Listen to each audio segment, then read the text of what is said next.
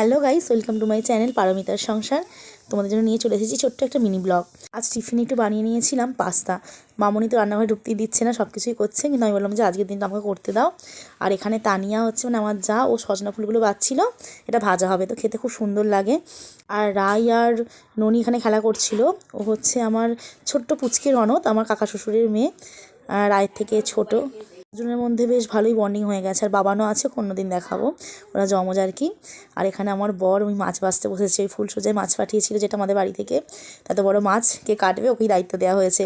তো আমাকে মজা করে বলছে, না আমাকে টাকা দাও, আমাকে মাছ কাটার, শুধু পান দিলে হবে না, টাকা দিতে হবে। ও সব কিছু কাজই করতে পারে, মানে রান্না করা থেকে শুরু করে কোনো কাজই আটকায় না। আর ওরও মাছের বিজনেস আছে। এখানে হচ্ছে ও মাছটা কাটছে আর আমার জন্য লেজাটা রেখে দিচ্ছে। লেজা খেতে আমি খুব ভালোবাসি। বাবা মেয়েকে পাস্তা দিয়ে দিচ্ছি, ওরা অল্প করতে করতে খাচ্ছে। আর এই সুযোগ আমি একটু রেডি হয়ে নেবো, সবাই মিলে এক জায়গায় যাওয়ার আছে। ও তাই তো এখানে এসে বিন্দাস আছে, সবার সাথে খুব মিশে গেছে। আর ভালোবাসা তো বাচ্চারা বোঝে, যেখানে ভালোবাসা পাবে সেখানেই তারা ভালো থাকবে। তো কেমন লাগলো জানিও।